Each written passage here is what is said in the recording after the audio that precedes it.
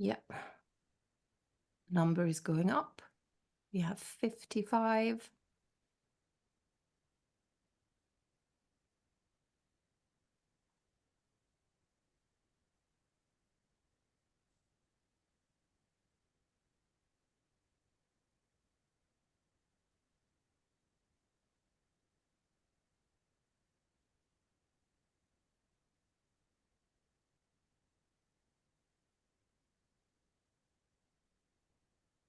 Okay, so we'll see. We'll wait 5 more minutes and then we'll definitely start.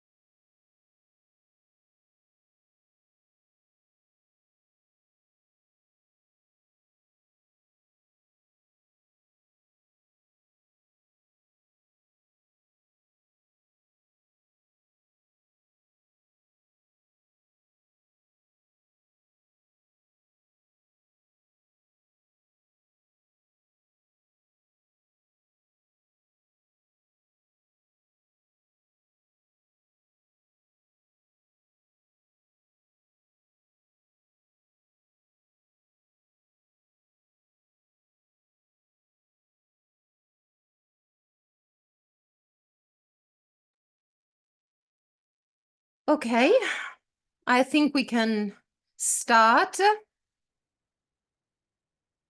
Welcome to everyone. We had 365 registrations, so we'll see if the number of participants will increase in the next few minutes. And I'm Gabriela Susanne Vanzan. I'm Fit Europe Vice Chair. Well, I will be the host of this webinar. But first of all, I would like to hand over the mic to John Oshie. He is Fit Europe Chair for some welcoming words. Thank you, everyone, for coming along to today's webinar.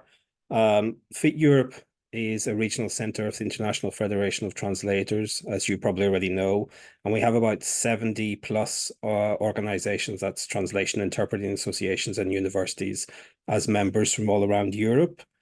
And over the last couple of years, we've been engaged in collecting as much data and information as possible what's going on in the translation market and the translation sector, trying to have a data-driven and science-based approach so that we can talk to organizations like the European Commission about how these developments in technology are impacting and affecting people in the sector. And we've also, over the last couple of years, had a series of webinars about machine translation and the various impacts that it has, looking at it from different perspectives about hype, and things like this. trying to raise awareness of the technology among translation associations and the members of their boards, and also among freelance translators as well. So today's webinar by Matt is part of that broader series of webinars that we've been running over the last couple of years. So I'll hand you back now to Gabriella so she can introduce Matt and we can get down to the business of the webinar. Thank you very much. Yes, so welcome, Matt, first of all, and welcome to all participants to the webinar, The Ecological Costs of Neural Machine Translation. What are they and how might the translation industry adapt? This is a webinar. Therefore, everyone but host, co-hosts, and guest speaker will be muted. After our guest speaker's presentation, we will have a Q&A session. So please write your questions by using the Q&A feature or by raising your hand. In the latter case, you will be allowed to speak and be asked to turn on your camera and of course to unmute yourself. As this webinar is recorded, please be aware that if you take the floor and you turn on your camera, you will appear in the recordings. If you don't want your image to appear in the recordings, please keep your camera turned off. Now, as I said before, I'm vice chair of Fit Europe. I'm a conference interpreter and a conference interpreter trainer, but I'm also very active on the environmental scene, both within and outside the TNI community. And when John made me aware a couple of months ago of a LinkedIn post by Matt on a guest lecture he had given in Dublin on the ecological impacts of neural machine translation, we immediately decided this would be a perfect topic for a webinar for the whole TNI community. I myself have given a keynote speech a couple of months ago on interpretation and the twin transition, that is the digital and green transition. Therefore, I immediately contacted Matt, who replied enthusiastically, and here we are. Now, without much ado, I will hand over the mic to Matt. Matt is a PhD candidate in Dublin City University's School of Applied Language and Intercultural Studies. His research interests are very broad, so not only his, like, let's say, the topic of his PhD, but it is also translation and translation technologies and how they relate to social and ecological issues. Matt, the floor is yours. Yes, thank you so much for the introduction, Gabriella, and I'm very grateful to Fit Europe for inviting me. Also very grateful to everyone watching, although I can see none of you. I really appreciate you taking the time to be here and listen to me. As Gabriella mentioned, I'm a PhD candidate at Dublin City University in Ireland. And funny enough, what I'm going to be presenting on today actually has nothing to do at all with my main PhD research. Essentially, the contents of this presentation were prepared and motivated by none other than just pure climate dread and anxiety. And I'd love to do more direct research on this area in the future. But I've hoped that I've compiled and I'm able to synthesize some disparate research strands related to the ecological impacts of neural machine translation and sort of interpret them through the lens of translation as a profession. So on that note, so I'll just jump right into it. So I think it's necessary to start out with a brief overview of the history of machine translation. The idea was first conceived in the mid-20th century, and researchers and practitioners approached the concept of automatic translation in the most intuitive sense. They sat down with a computer and they tried to hard encode rules for translating from one language into the other. This is very much in line with the early ideas about equivalence that people had about translation. As you can imagine, there were too many rules. The way that language worked was too dynamic. So they didn't have a whole lot of success in terms of the performance of those early rule-based systems. Eventually, in the 1990s and early 2000s, you saw the proliferation of the first so-called data-driven machine translation system that was statistical machine translation. So with these systems, instead of hard encoding explicit rules for how to translate one language from the other, including the vocabulary and grammar, they fed training data, examples of parallel source and target segments into a system, use some basic machine learning techniques, and the system essentially, the machine translation system essentially inferred the rules for translating according to the training data. The next successor, the next evolution was kind of a massive overhaul of the entire machine translation paradigm. It was still data driven, but with the move to neural machine translation, these systems were exponentially larger in terms of their data requirements and their energy requirements, as we're going to talk about. And they performed a lot better. Although, of course, if they lacked the sufficient amounts of training data, they could not achieve quality. As well as statistical machine translation could. And then as part of this line, as we're just starting to find out the past few years or so, or really the past year, is that large language models like ChatGPT might overwhelmingly be trained on English, monolingual English data, but they also are showing some multilingual capabilities and even machine automatic translation capabilities as well. So when I'm talking about the ecological costs of neural machine translation, technologies like ChatGPT, large language models in general, are very much in the same vein and also very relevant to the translation profession, in my estimation. So basically, a lot of people wonder, they really don't think about it, and I certainly hadn't, is how do neural machine translation systems in large language models produce carbon emissions at all? We think of digital technologies. We think these are things that kind of exist in the cloud, so to speak. They're very abstract, and we don't think of the concrete material infrastructures. So this is basically how it works. If you're training neural machine translation systems or large language models, these take place in the cloud or data centers. The amount of energy, given the complexity, the computational complexity of these systems is very, very high. They're trained on vast quantities of data, and in order to create the requisite mathematical representations between the training data, they have to use very advanced hardware, very sophisticated machine learning techniques. All of this takes a lot of energy.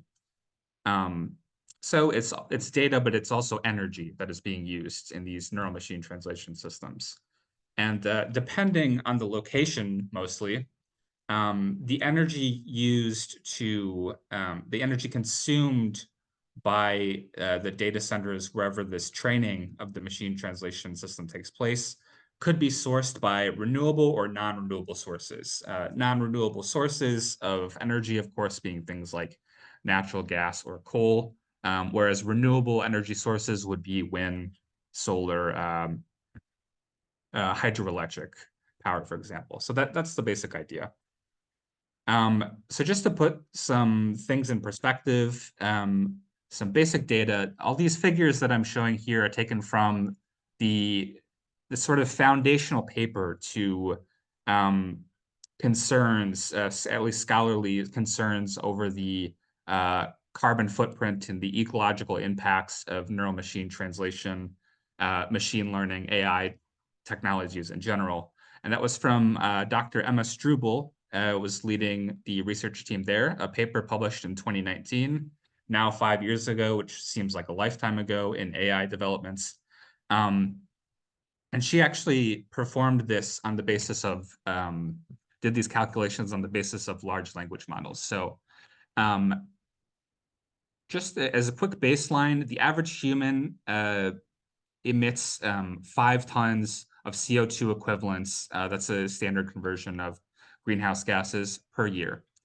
A large neural, spelled neural wrong, so just ignore that. A large transformer model in the training stage 284 tons of CO2 equivalents per year. And again, this is taken from 2019 back then. So training a BERT, which is Google's language model, base model on GPUs, 1,438 tons of CO2 equivalents, the same carbon emissions as a trans-American flights, commercial flights from one side of the continental US to the other. So these figures were pretty alarming back in 2019, and some subsequent research took that up. Patterson et al. Was a paper in 2022. This was the research team at Google, sort of redid those experiments, saying that some of the assumptions, the underlying assumptions of those calculations were based on lack of insider info about hardware improvements, and recalculated and said maybe those were overestimated, those alarming figures. And then a subsequent study by Dodge and colleagues in the same year, 2022, I believe Dr. Struble was a co-author in that paper as well, sort of backed up the figures by Patterson.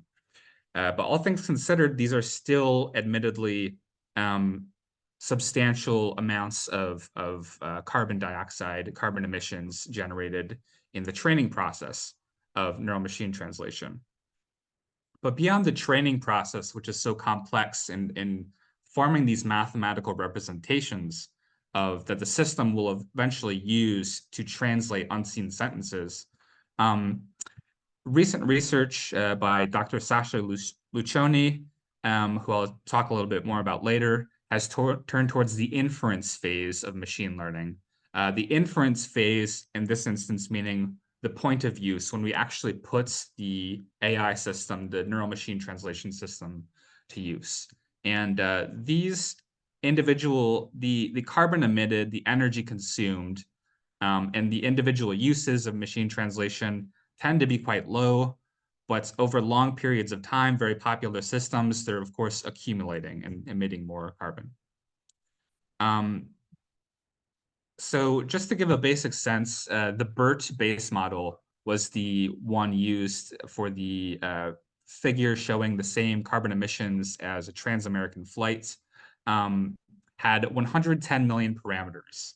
Parameters are essentially, I'm certainly not an expert in this area, but parameters are a basic measure of the number of mathematical abstractions connecting training data points. So the higher the number of parameters, the more the complex AI model is. And of course, this is going to take more energy. So that from 2019 took 110 million parameters. GPT-3, just the following year, precursor to ChatGPT, took 175 billion parameters, so a massive jump in the complexity, computational complexity. Switch C, which was made by Facebook in 2021, the largest language model in that time, 1.6 trillion parameters. And now we turn to GPT-4, which we're all, of course, very, very familiar with. Even bigger, it's estimated to be around 170 trillion parameters. I believe that's a rumor. I don't know if that's confirmed at this point. But you can see in just a span of 5 or so years, we've made leaps and bounds in terms of the computational complexity of these models. So here's a basic overview of research on the carbon emissions of neural machine translation large language models. They're obviously constantly getting bigger and bigger, and this is just due to the underlying principle that larger models, including more and more data, more complex, more parameters, tend to perform better. These massive increases in size do lead to marginal improvements in performance, and there are ways of tweaking it so that we can make the models more energy efficient. But this is maybe overshadowed by the exponential increases in data and energy demands as well. And all things considered, trying to get these estimates about the number of carbon emissions that are attributable to machine translation systems is very difficult because there's very little transparency in the industry. Everything is basically volunteered by the companies themselves, and little is required reported. So the factors, the pillars, 4 pillars of what determines carbon emissions from NMT, this is pulled from a paper Lacoste and colleagues back in 2019, are the hardware. These NMT systems are overwhelmingly trained on GPUs, which are sophisticated hardware, some of them more efficient than others in terms of consuming energy. The second big pillar is location. Of course, the location, again, is going to determine the local energy grid, which, depending on where you're located, energy grids in certain regions can be comprised of more renewable sources, less renewable sources, really depends where you are. Relatedly, the carbon intensity, which is the region's carbon emissions per kilowatt hour of electricity produced. And then the carbon offsets, which is the provider's investments in renewable energy, which is an important point that I'm going to return to. So as part of that same paper, the researchers came up with this handy tool that's still available. The link is up there. Machine learning emissions calculator. And you can see it embodies those 4 pillars. You can choose the hardware type that you're training, the hours used, the hours needed to train, the cloud provider, because different clouds, cloud servers, data centers use different energy sources, and then the region of compute. And again, down here, near the bottom, you can see carbon emitted. We have a full figure, and then we see carbon already offset by the provider. So this is a really important concept that tech companies rely on. Not just tech companies, but big corporations in general, is carbon offsets. So from this figure, it would appear that the machine learning process has been completely nullified, negated in terms of its carbon emissions. Okay, whoops, yes. Okay, so what is carbon offsetting exactly? This is a quote pulled from the Patterson et al. Paper, again, which is by Google researchers. And it says, most cloud companies compensate at least partially for their carbon emissions. In particular, Google since 2017 and Facebook since 2020 annually purchase enough renewable energy to match 100% of their use, their energy use that is. So each megawatt hour of new consumption is offset by 1 megawatt hour of new renewable energy, albeit not necessarily in the same location. Microsoft has a similar goal. So in this manner, the net carbon impacts of machine learning computations for some companies could be considered zero. And this is really key here, this part that says, albeit not necessarily in the same location. That is, if you have a data center that's operating on non-renewable energy sources and it emits X quantity of carbon emissions, the company that is supposedly responsible for those emissions could invest in a project that would supposedly generate the equivalent amounts of renewable energy at some point in the future, perhaps in a completely different part of the world. And seems like a very convoluted type of logic that works on a very simplistic view of the world's ecosystem, it's because it is. As you can imagine, there are all kinds of problems that have been found with this approach. Nonetheless, it's absolutely, without a question, the dominant approach to reducing or addressing carbon emissions in the public-private sector relations. All things considered, this is still carbon offsetting. This market, you've also heard it referred to as the carbon markets, is highly unregulated. These are voluntary markets with little transparency. Every so often, there's independent research that comes out saying the supposed benefits of this approach are not reliable. They've approached this in different locations, usually in the global south. One of the papers mentioned is investigating carbon offsetting projects in India. The other one is in Brazil. And then that Valerigu and Ehrenstein 2023 is sort of a broad overview of a critical overview of the concept of carbon offsetting. What's important is this concept of additionality to be found in carbon offsetting.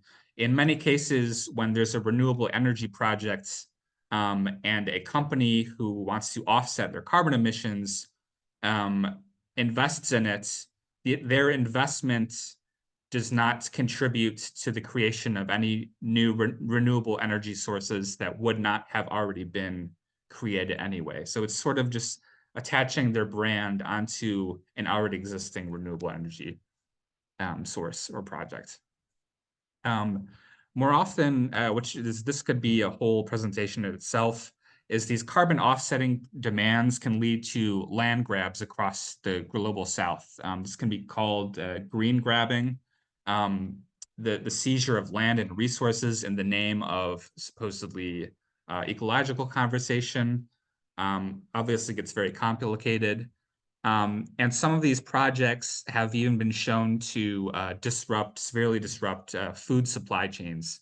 For example, if a region has certain agricultural needs and they want to farm their food on a given plot of land, that plot of land might already be blocked off for forest preservation for some company that's based in North America, when they're, subsistence farmers in South America, just trying to get enough food. So Google, if you take a look at all the different major cloud providers and the tech companies, Google seems to be leading the way in terms of quote unquote green technology. They've claimed to be the world's largest corporate buyer of renewable energy. They have a white paper on that. They also have a digital tool for choosing green cloud services that weighs different variables like cost. That's been worked into a lot of their machine learning services and cloud services. And more importantly, they're aiming to source carbon-free energy for their operations on a 24/7 basis, including all data centers by 2030, which isn't that far down the road. So apparently this would mean that they're throwing the carbon offsetting scheme out the window and want to operate all the time, around the clock on renewable energy. But the question here, the critical question would be, does this include the full supply chain? Or is this just talking about their direct operations data centers? And does this take into account the carbon emitted during the manufacturing phase of AI development? You would call this the embodied emissions of hardware, of infrastructure, of extracting raw materials, transporting raw materials for the construction of data centers, for example. At the bottom, I have a link to a Wired report card, now 5 years old at this point. I'm not sure how rigorous their reporting was, but they said of the 3 companies, Google was the best in terms of their environmental friendliest. So a question you might be wondering, anticipating, is, are carbon emissions the only ecological cost of neural machine translation and AI systems that we need to consider? And if you can probably tell by the way I phrased the question, the answer is obviously no.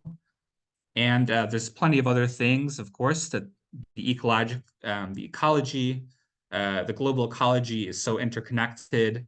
Carbon emissions, greenhouse gases are just one component of it. So even if we think about switching to 100% renewable energy sources, like, for example, hydroelectric dams, I believe, are the most popular, prominent form of renewable energy in the world. There are some negative ecological impacts of these hydroelectric dams as well. These hydroelectric dams, the construction also often requires the dispossession of local and indigenous peoples off their land, green grabbing, like we call it. It fragments habitats that can disrupt wildlife populations, alters stream flow and sediment disposition, flooding ecosystems, sacred territory. and affects agricultural land and irrigation. So it can kind of disrupt the way things are set up, even if it's producing renewable energy. I have a picture of one in Chile there, because that's a famous example of a hydroelectric dam that was pushing the indigenous Mapuche people off of their land. The Mapuche people are located in Chile, and I believe parts of Argentina as well. And they've been engaged in environmental land conflicts throughout their history, like so many indigenous peoples throughout the history of Latin America. Whoops. Okay. Another factor to consider is data centers' water consumption. Data centers require enormous amounts of water to cool down their hardware that's always running, processing data, really sophisticated computational processes all the time. This, just like the carbon emissions, is really difficult to measure, not a lot of transparency in there. There's a recent preprint from last year from Lee and colleagues, I think from University of California, Santa Barbara, maybe, that showed that the water consumption of data centers was highly dependent on the time of day, or the time of season, the rainfall, and location. And in this case, it can even work against renewable energy sourcing that would affect carbon emissions. If you think about a location that is heavy in sunlight, for example, the more sunlight you have, the less rain you have. And so if there's a lot of solar energy, renewable solar energy to draw from, there's probably less water falling from the sky to replenish the water being consumed by the data centers. So data centers are shown to diminish local water supplies pretty significantly. The picture I have is of a Microsoft data center in West Des Moines in Iowa in the US, reportedly the data center where GPT was trained. And that particular part of Iowa has been in the midst of a drought, I believe, the last few years. So this data center was consuming lots and lots of water. If we trace the production process even farther back, we think in order to have these high-tech machines that can operate AI systems on them, in order to have these big data centers where we can train AI, we have to mine rare metals from the earth because they have special magnetic properties that are essential to the function of sophisticated hardware that operates AI. So there's a recent book by a French journalist that was recently translated into English, showing that there's an accelerating global demand with rapidly diminishing global supply of rare metals. And this is really crucial for the so-called transition to green tech, the renewable energy infrastructures, smart devices. If we're moving to carbon-free technologies, we're still extracting resources that are very, very finite, rapidly diminishing in supply. Those are the rare metals. And mining these rare metals actually causes a lot of harm to the local ecologies and the health, not to mention the health of the workers, the miners themselves, and the local populations. So these processes, mining processes, can also consume a lot of water, and they can also contaminate local water supplies as well. Prominent example is cobalt mining in the Democratic Republic of Congo, which is sort of infamous for human rights violations. And then lithium mining in Argentina, Bolivia, and Chile as well. What's interesting, and interesting might not be the right word, but these materials that are so essential to green technologies, renewable energy sources, tend to be concentrated in certain parts of the world. I believe that half of the world's cobalt supply comes from the Democratic Republic of Congo, and I'm not sure about the lithium, but I know that a lot of the world's lithium supply, probably the majority, overwhelming majority, comes from that area in South America.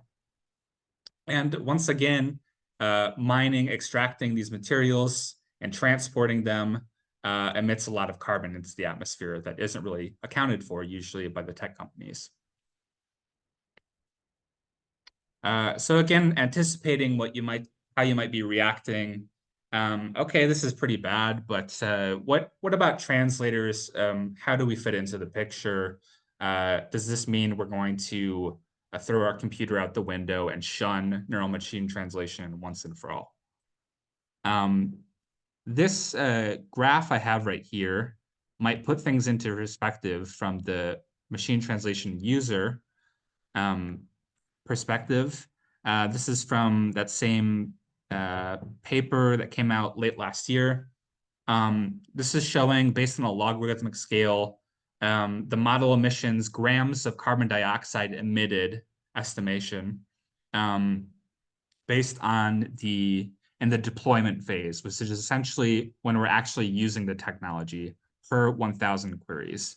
And if you take a quick look, you'll see that tasks like text classification, all the text-based uses of AI technologies tend to be on the lower end of the scale, while it's the more complex multitask and especially image generation that tend to produce higher and higher amounts of carbon emissions per usage. So maybe we don't have to feel as guilty as people using AI to generate images.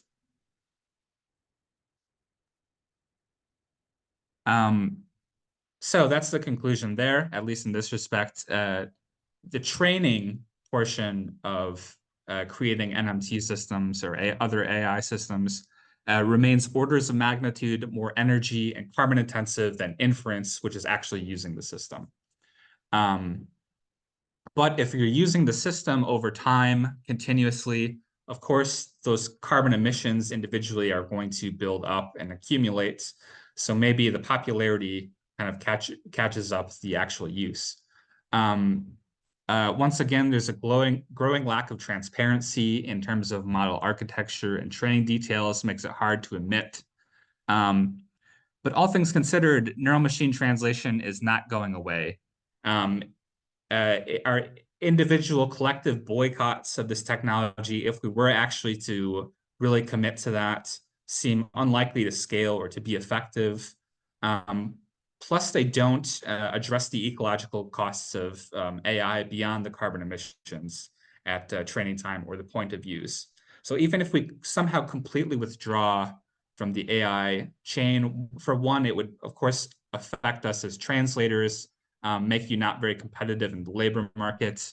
But visualizing conceptualizing yourself as just a user or consumer of neural machine translation, in my opinion, is a very limiting way to approach this issue in general. So in my mind, what's more important, and I think what's necessary, is to shift thinking about neural machine translation and artificial intelligence as a global production chain. And a key question we would ask in this global production chain is what other forms of labor and resources are essential to the development and continuous use of AI technology like neural machine translation, large language models in the translation industry.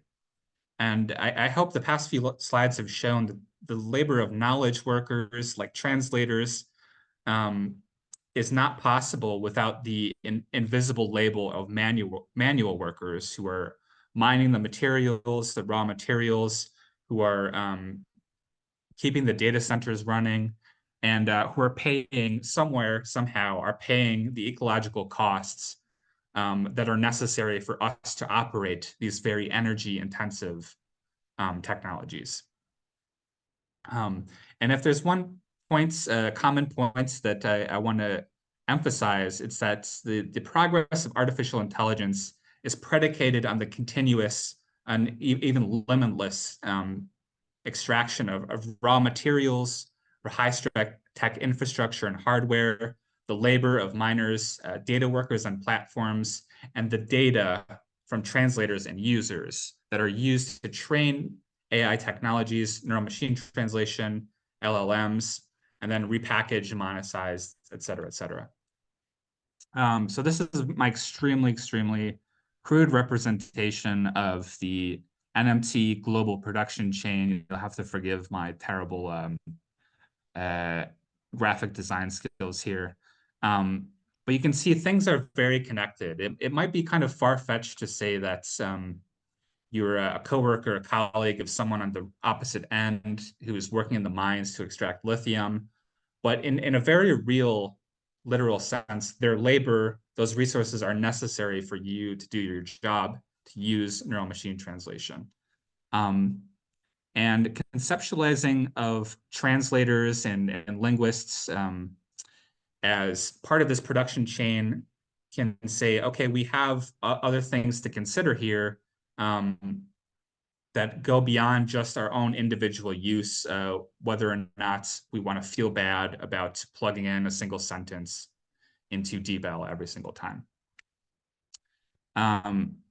So what's so special about translators that could help us draw some connections in this global production chain that might reorient the use of resources that are damaging local communities?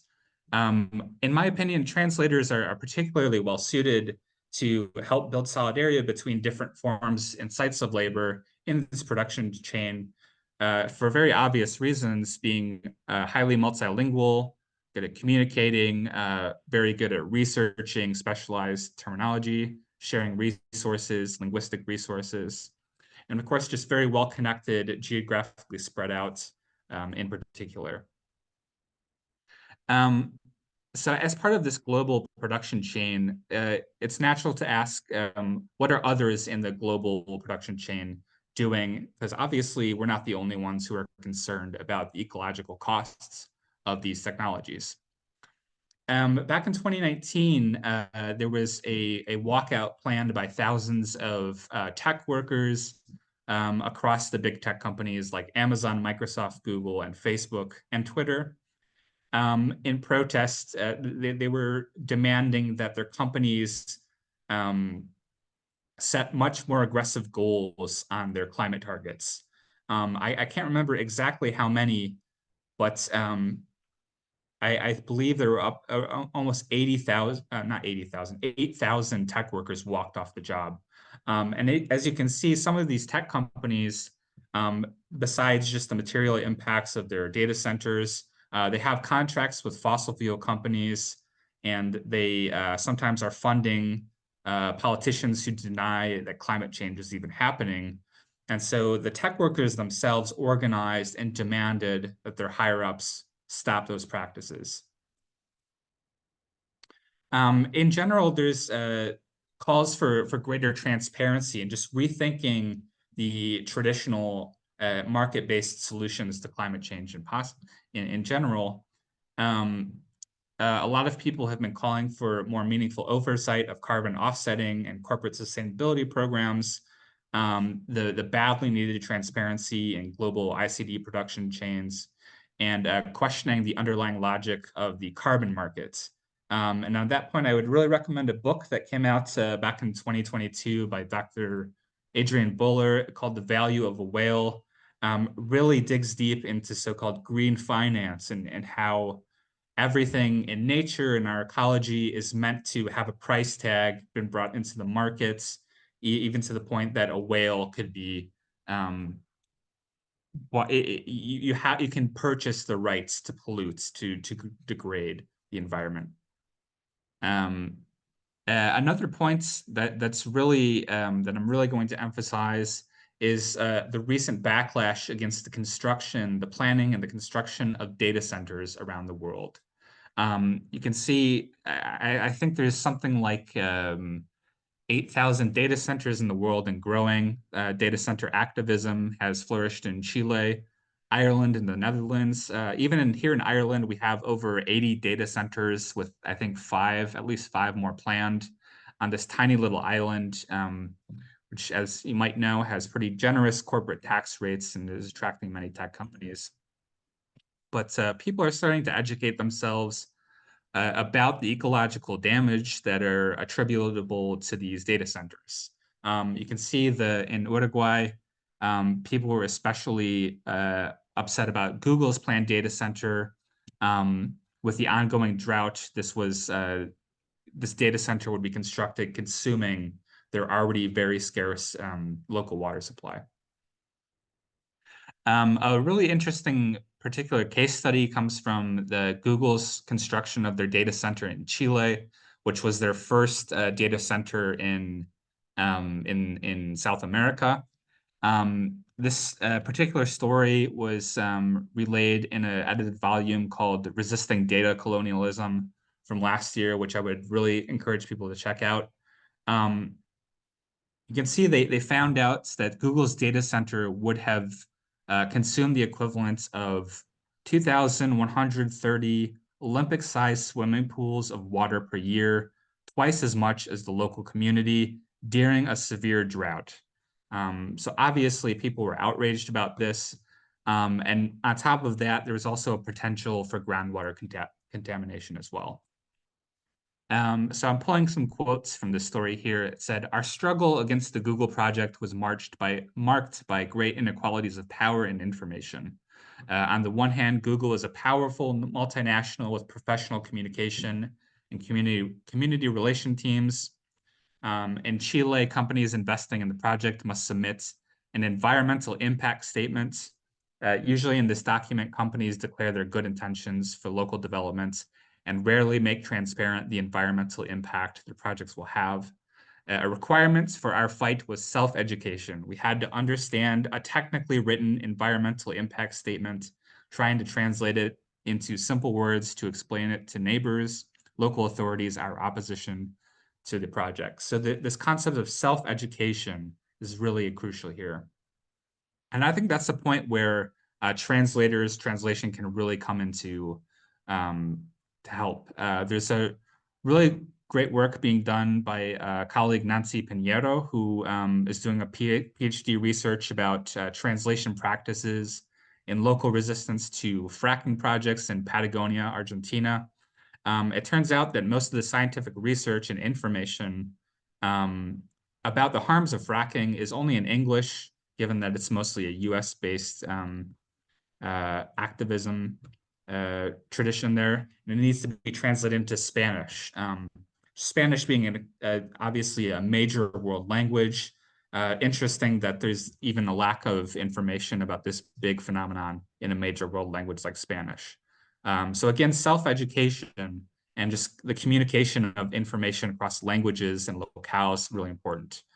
So I wonder if translation, this could be one particular opportunity for translation to play an extremely crucial role. Yeah, there's the figure over 8,000 data centers in the world and rising. And of course, there's increasing, aggressively accelerating demand for data and in turn electricity for the data centers. This is an interesting point here. This idea of you might have heard or seen some research coming out about the biases exhibited by large language models, and of course, there's all kinds of issues with copyright and who owns the data and how is it being used and monetized. It turns out there's a growing movement for data sovereignty for indigenous languages, indigenous communities in general. This paper from 2020 lays out the so-called CARE principles that are meant to be added to the FAIR, F-A-I-R principles, if you're familiar with that. That data governments should entail the collective benefits, the responsibility, authority to control, and ethics. This is really well evidenced by some activists of the Maori language down in New Zealand, Te Hiku Media. I would strongly recommend you check out their story. They have some interesting news articles online. They were approached by Lionbridge, of course, a massive language service provider, to purchase their data to train automatic speech recognitions, and they rejected it based on principles. And I think this quote is really fitting here. It says, they suppressed our languages and physically beat it out of our grandparents, the CEO says, and now they want to sell our language back to us as a service. So my question is, doesn't that sound a bit like what's going on in the translation industry? If you look at some of the current trends in the translation industry, on the whole, I'm sure people listening are well aware of this. If you're a freelance practicing translator, there's increasing pressure in general, dissatisfaction, and downward pressure on translators' pay. And a few different factors are leaving translators with diminished bargaining power in the sector relative to employers, language service providers. That would be the mergers of language service providers that are publicly traded companies, the increasing platformization and isolation from each other, increasing division of translation-related tasks into ever smaller segments, ever smaller tasks. So it's these factors together that enable the unimpeded and accelerating extraction or exploitation of translation and language data for downstream use by neural machine translation and large language models, which of course is very, very profitable for these providers and their shareholders, the publicly traded companies, and ultimately detrimental to the sustainability of the translator profession. So I wonder what data sovereignty or governance would look like for translators. So the translators producing high quality translation language data, that's what's essential to the performance and profitability of NMT systems in general. But translators are not entitled to the future earnings generated by those systems. What's clear, not just in translation, but across the entire world trying to catch up in terms of the legal system, we need a new approach to data governance. And my question is, could professional translator associations play an active role in defining what that new form of data governance looks like? I think one really helpful vision is articulated by, I'm going to butcher the name, Jernit and colleagues, a lot of different really brilliant scholars working on this in this paper they released in 2022. They defined some of their values, and I highlighted the ones that I thought would be relevant. Of course, autonomy, consent, and contestation, meaningfully control the inclusion of their language data and public resources, just rewards, of course, right to share in the financial and social benefits of data, and then licensing and attribution, the right to legal controls over one's data and the product of one's work. I would highly encourage people to check out this paper. It goes into some possible ways of actually operationalizing this and putting these values into practice, what that means, the different stakeholders, and I couldn't do the vision really justice in this brief presentation.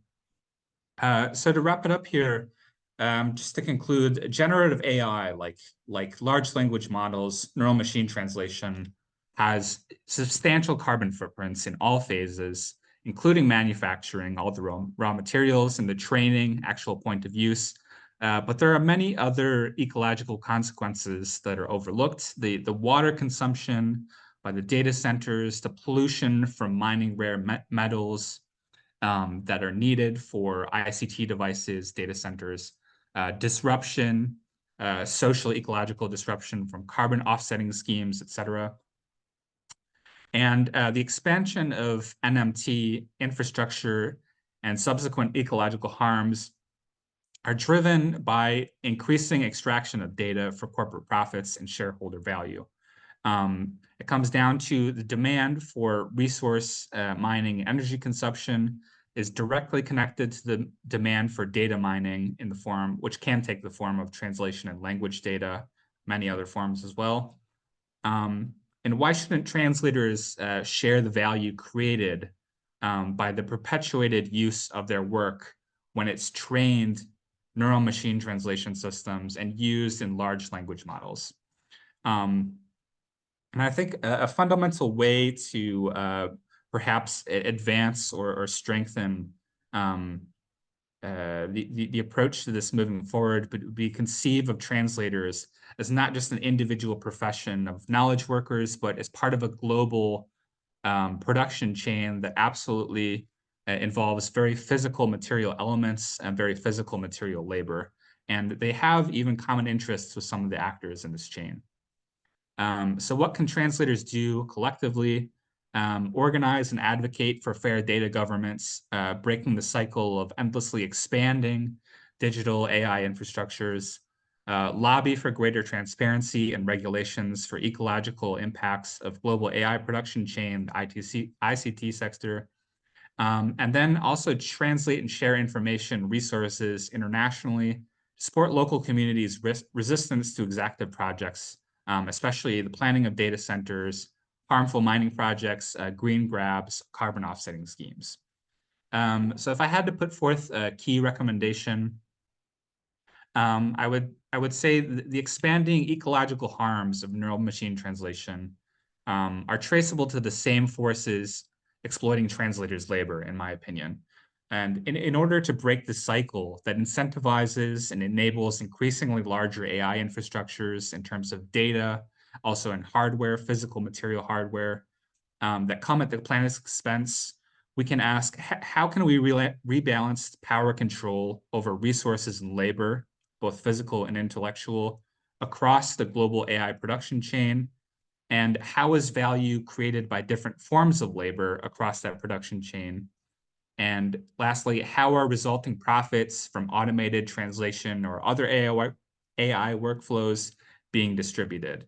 And of course, any concrete answer to these questions is going to require a lot of multi-scalar organizing, both inside, outside the translator community. But of course, there are many other invested parties. So lastly, these are some recommended readings that I wanted to put forth. There's so much on this topic, I could hardly do it justice. I'm happy to share the slides with anyone if you want to email me. Feel free to get in contact with me, follow me on Twitter, also on LinkedIn, of course, and then I'm always happy to chat further, share any resources, and answer any questions via email. So once again, thank you so much for taking the time to listen to me present about this topic that I'm really invested in. And thank you again to Fit Europe for inviting me. Well, thank you so much, Matt, for this very interesting presentation, because you covered more or less all the aspects that we've been dealing with for a while. Less the ecological aspects, more the social, the professional aspects, even the aspect of copyright. And it's true, there is an imbalance of power, because as far as I know, big tech is investing by far more money than the whole European Union is able to invest, or even the US.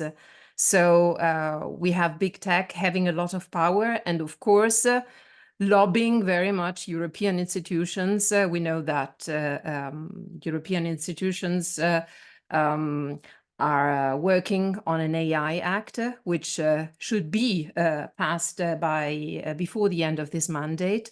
And by the way, a consolidated version of the AI Act leaked on Monday. So I'm very curious to see what they have envisaged as far as copyright is concerned, because that's an issue. I mean, scraping data on the internet and using whatever they can find to train large language models means that they are using a lot of data covered by copyright. So I will read the comments first. If if John doesn't want to break the ice with a question, because maybe I have not only one, but even more, but I would like to allow participants to ask questions. I have a few comments. First of all, Int Russian Natalia said, amazing how detailed and unbiased your research is. Thank you. Then Thank you so much. I appreciate it. a comment on carbon offsetting. Companies may compensate current emissions, but they often do not include historical emissions. So they would actually have to invest a lot more to have a positive impact on the environment. Then let's see if there are other comments. No, I have two questions. A question by Gwendoline Clavé. With companies being increasingly asked or required to take into account the social, ethical, and environmental implications of their operations, do you see a future where companies might decide or be forced to stop using neural machine translation, large language models, and language providers who use them to reduce the emissions and do good? Yeah, well, first of all, thank you for the comments. Those are two insightful comments that you read out before this question, Gabriella. And to Gwendolyn, to answer your question, I should be careful to stress that I don't present myself as any kind of expert on what's going to happen down the road. There are so many different variables and stakeholders involved in this. I think it would be safe to say that at this point the cat's out of the bag, and we're not going to be able to just abandon outright neural machine translation, large language models, and the geopolitical kind of economic undercurrents of these questions are also another thing that's very complicated. And one of the recommended readings I had in there was, let's see if I can pull it up here. So AI Now Institute does really interesting work on a kind of critical lens of the social and ecological sometimes impact of AI system. And they have this report, Computational Power in AI, about the manufacturing of GPUs, the hardware needed to train AI, and how it's getting very complicated. It's the Taiwanese company, which I can't remember the name, which is a major player in it, and there's Chinese competitors and North American competitors, and the competition is also kind of interconnected in terms of the supply chain. It's all very complicated. I don't know if I have anything worthwhile to project really, other than to say that, as I mentioned earlier in the presentation, this so-called green transition, we don't have an infinite supply of rare metals, even if we do switch everything to renewable energies. So something's got to give at some point. And I think even in terms of the intellectual property in the form of data, it seems like after the release of ChatGPT, people are scrambling to kind of lock down the data that they have online and prevent it from getting scraped up by large language models. But all of that is to say that I am really welcoming anyone else's comments here. I'm just one person who's trying to figure a lot of this stuff out, and I'm sure other people would have some great insights as well. But thanks for the question. If I can just jump in here, Matt. So Yeah. in September, there was a conference here in London by the EUATC, the Association of Translation Companies from the European Union, and they had a discussion about the ecological impact as well of neural machine translation. And they're starting to have that debate on the LSP side, and that sort of answers part of Gwendolyn's question. So they're aware of this. But I think what we need to be very, very aware of is, of course, that the possibility of greenwashing, of them not really being invested in this and trying to use it as a selling point that they're doing good and they're being nice and they're being environmentally friendly. And so we need to be very, very on the ball about this, and to be always checking up and to make sure that they are actually doing what they're saying they're doing. And this is a very, very important point, I think, that came out across quite a lot in your presentation, that we always need to be checking and having strong data ourselves and calling out what others are doing if we believe that it's not actually protecting and promoting the environment. Yeah, that's spot on. And I think just to drive home the point again that the information that is public about the carbon emissions, for example, and water consumption is mostly, I think, volunteered by the companies. And I think there's very little legal obligation to disclose information, by the companies themselves, their actual direct operations, as well as their very complex supply chains. Yes, and by the way, regardless of whether we consider, like, for example, nuclear power a renewable a source of energy or not, I know that OpenAI, but probably even other AI and Gen AI companies are investing in nuclear startups. So they are pushing a lot to invest in nuclear energy because they know they will require a lot more energy and therefore will probably have by far more emissions, more CO2 emissions than now. I have a second question by Daniel Foster, and then I had seen someone raising her or his hand, but I think she or he left. It's a question by Daniel Foster. Is there any planned legislation or agreement, either nationally or internationally, regarding companies' transparency on energy use and carbon emissions? It's less relevant to this webinar, okay, but I wondered the same thing with regard to legislation on where large language models get their training data from, because apparently it was revealed that X chatbot is using data written by other AI instead of humans. Yeah, thanks for your question there, Daniel. I really don't have any idea. I don't think there is really. I think that and I'm not the person, I'd certainly be happy to turn it over to Gabriella or John, but the EU's carbon market is the closest thing, and that still is mostly voluntary. Yeah, I'm happy for one of you to jump in. I don't have anything else to add on that particular issue. Fair enough. The only thing I wanted to say was to clarify the point that Gabriella made about OpenAI's investments in nuclear energy. They're promoting nuclear fusion, which is the technology that we currently have, but they're also investing very heavily in nuclear fission, which is supposed to be the environmentally clean version. I think they said they're going to invest like something like $750 million to try and promote that technology.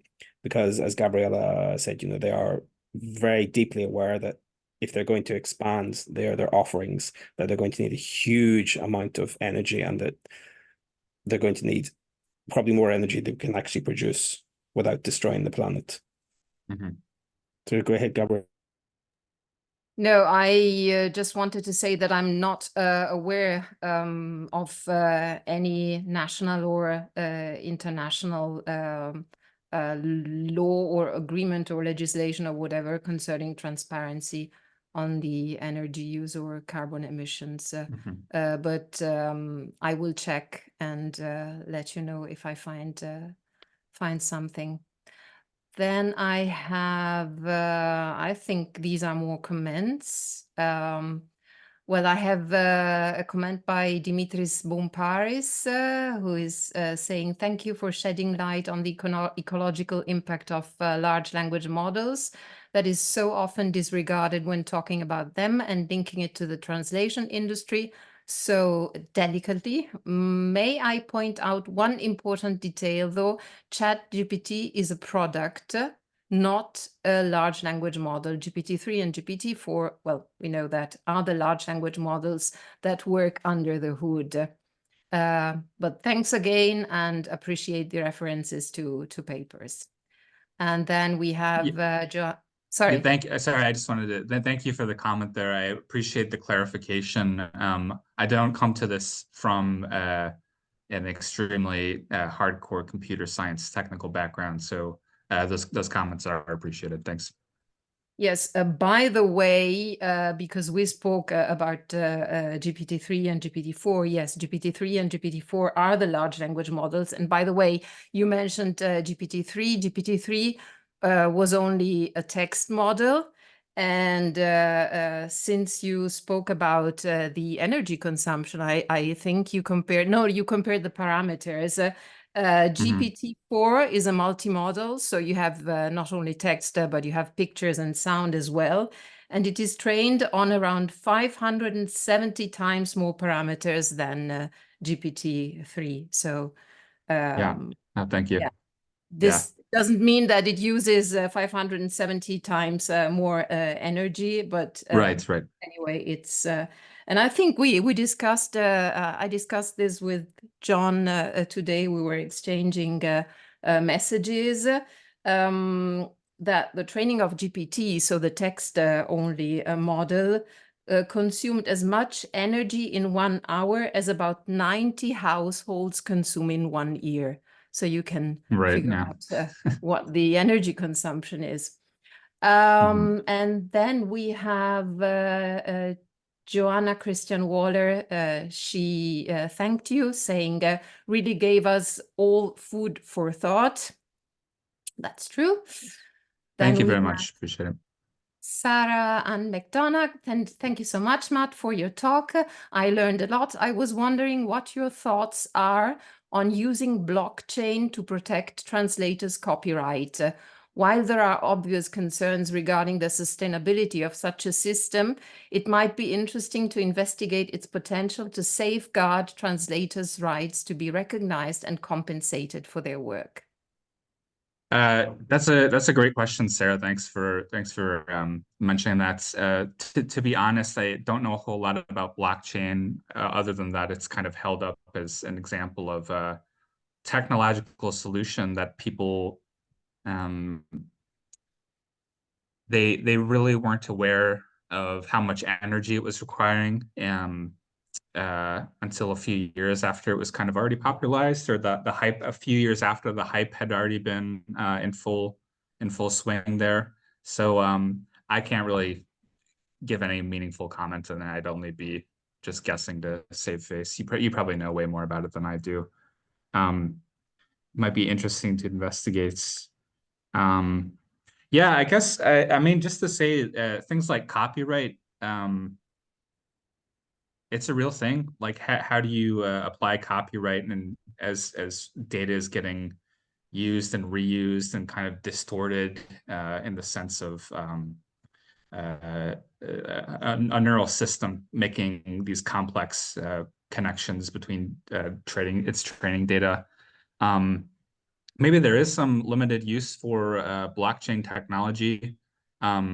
But whenever people say blockchain, it's just the first thing that comes to mind is a few years ago when people were kind of suggesting that blockchain could do absolutely everything and we should, scale everything up to blockchain. But I obviously that's not what you're talking about. Yeah, but thanks for the question. It's something to think about as well. You're the legal expert, John. Would you like to say something as to copyright? Well, we currently see lots of cases before, especially in America, before the courts, and I think we need to see what's going to happen with them.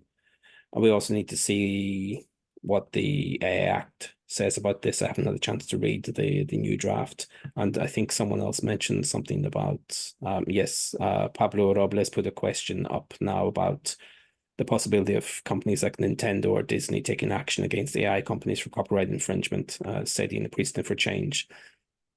The one that's really that people consider to be really important is New York Times against an AI, and we'll see what's going to happen in that case. But we really need to see how the courts are approaching this matter. Of course, the copyright rules are different from every country. For example, in America, they have something called the fair use defense, which doesn't apply in the UK where I live, and in lots of other countries as well. The rules are slightly different, so it's a very complicated area. We can't provide any firm answers about that at the moment. It's still pretty much a case of wait and see what's going to happen.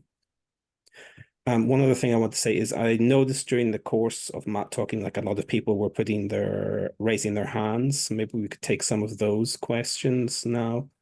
One I remember for sure was I've not forgotten who the name was. Leticia Pascalino. Leticia, would you like to turn on your camera and ask your question?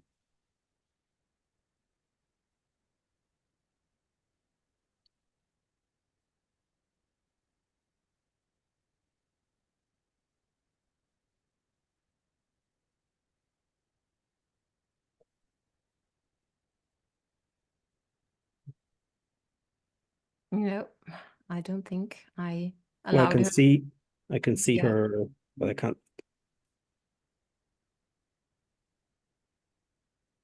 No. Okay. Apparently not. Okay. Maybe Leticia, could you type your question in the Q&A Yeah. then so we can see what you wanted to ask? Well, in the meantime, I can read a comment by an anonymous participant.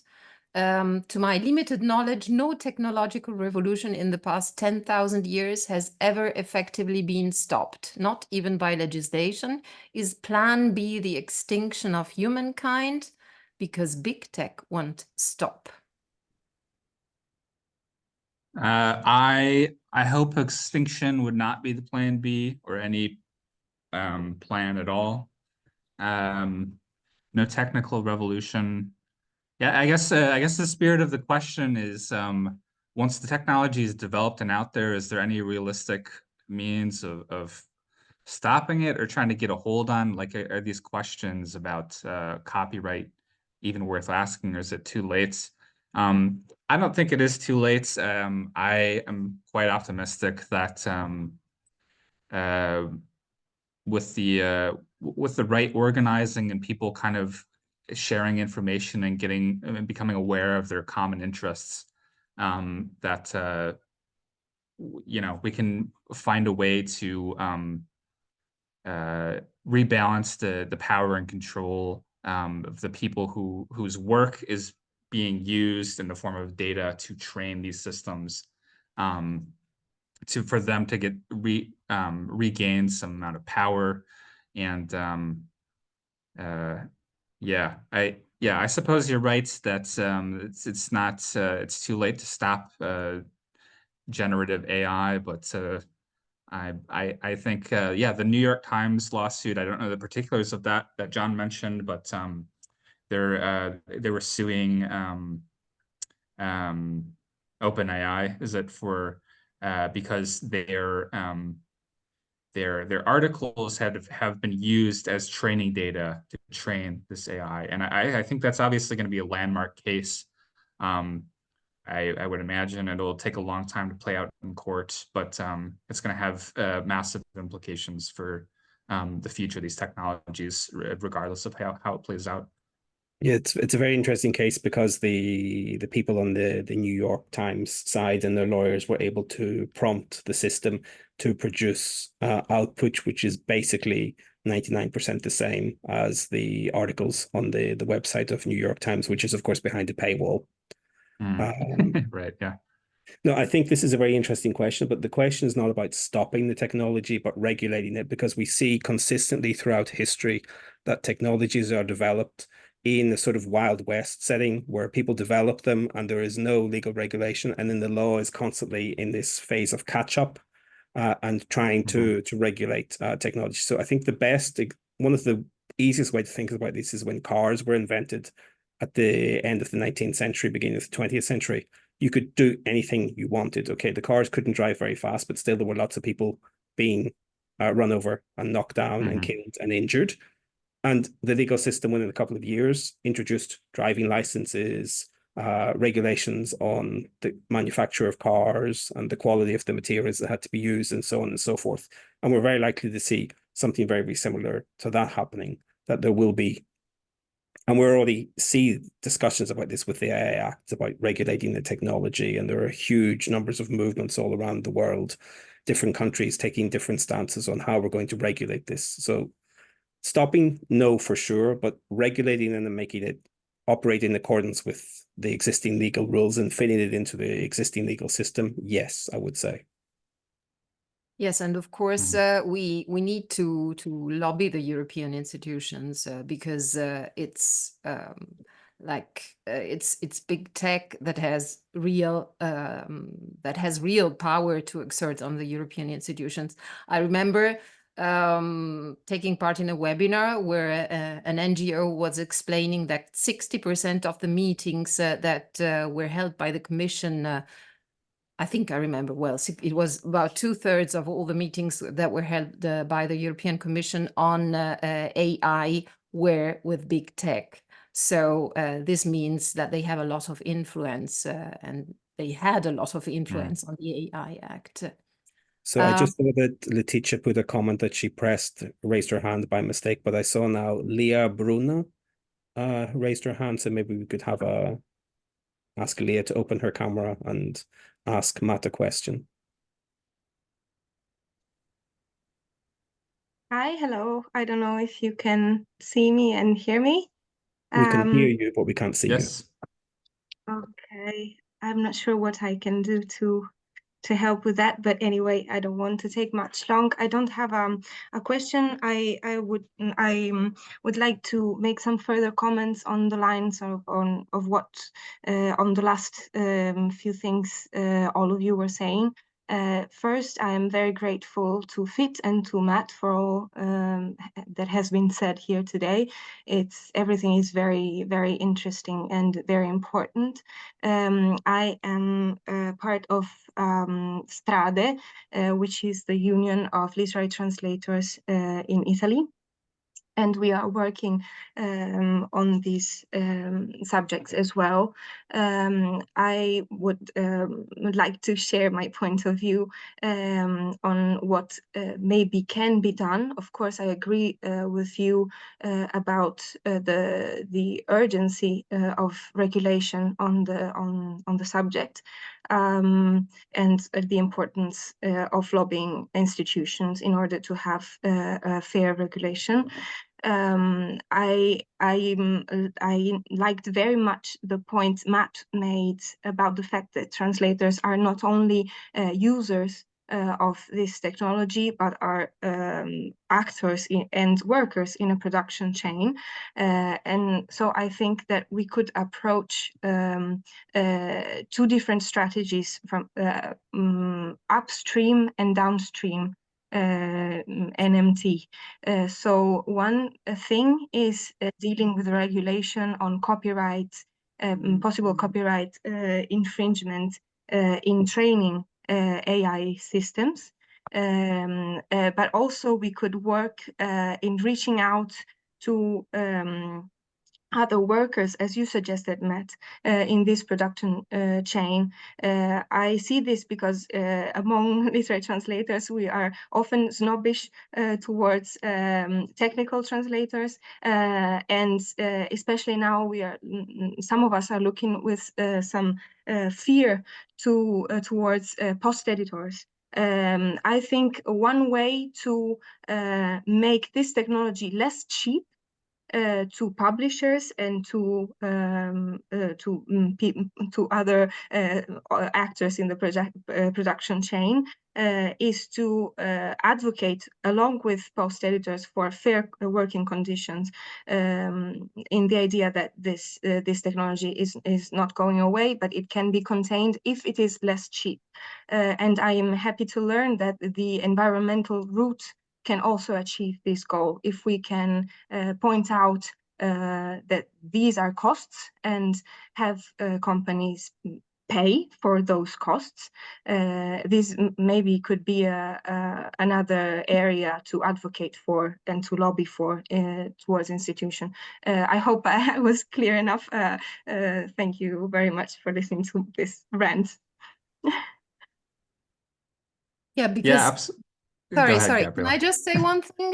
Because as a matter of fact, these costs are not internalized; they are externalized. So it's we all who are paying these costs. Of course, not AI and Gen AI companies. Mm-hmm. Sorry. Yeah, No, that's brilliant. Yeah, thank you, Leah, very much for the comments. You had a lot of good points in there. I 100% agree, of course, that as translators, as post editors, we can think of ourselves also as knowledge workers, but also as data workers. And I didn't have the chance to mention her work, but Dr. Milagros Micheli, who's in Berlin, has been doing some really interesting work speaking with data workers that are contracted to annotate data sets used to train large language models, for example. Of course, they're overwhelmingly, these data workers are contracted from the global south. They're paid very little. And she's investigating their experience from a sociological perspective. Some other research has been popping up about scattered attempts at labor organizing or some form or some alternative vision by platform workers and what that might look like. And these obviously don't have any clear solution or clear answer, but I think the underlying sentiment is the same, like you were saying, Leah. It's the nature of the labor market, whether it's translation or other forms of knowledge work that are mostly mediated in digitally, that take place online, that people are quite isolated, see each other as competition, especially in terms of pricing and whatnot. But ultimately, it's the nature of that system, the structure, that is really detrimental to everyone who's trying to earn a living this way. So yeah, I think it'll take a lot of collaboration as well. Thanks. I think I also remember seeing Gianpaolo Azzori. He raised his hand at some point if he would like to turn his camera on and speak to Matt.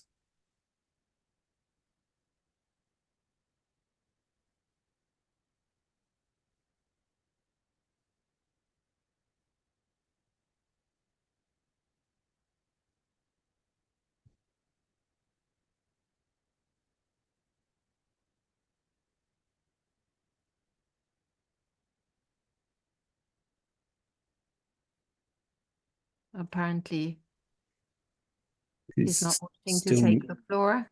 still muted. No, but I asked him to activate his audio, so Oh, okay.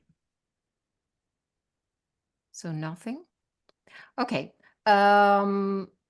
There is a question here in the Q&A feature. To what extent have you considered the work of Luciano Floridi about the ethics of AI? Yeah, I had seen that. I'm trying to find the comments. I had seen that comment earlier, and the name sounds familiar. I can't remember actually sitting down and reading Floridi's work.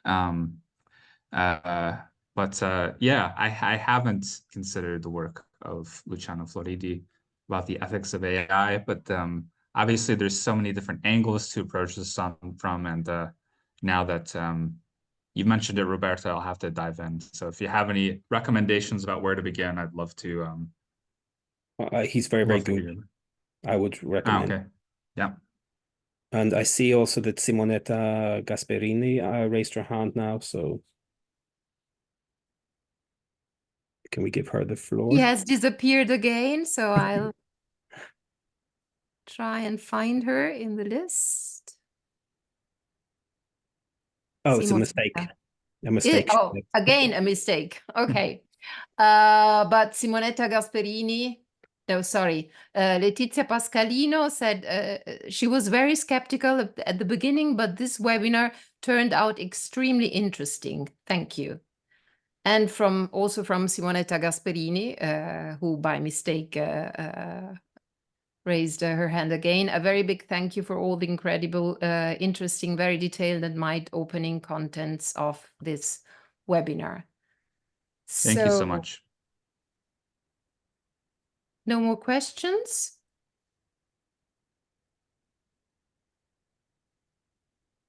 No, there seem to be no more question.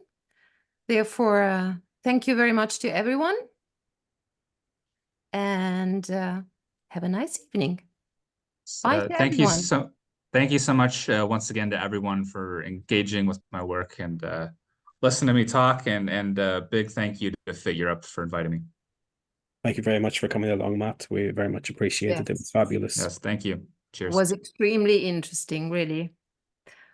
Thank you and bye. And as far as the recordings are concerned, just follow us on social media, because in the next couple of weeks, I think we will post the link to the webinar. Bye-bye. Bye, everyone. Have a good evening.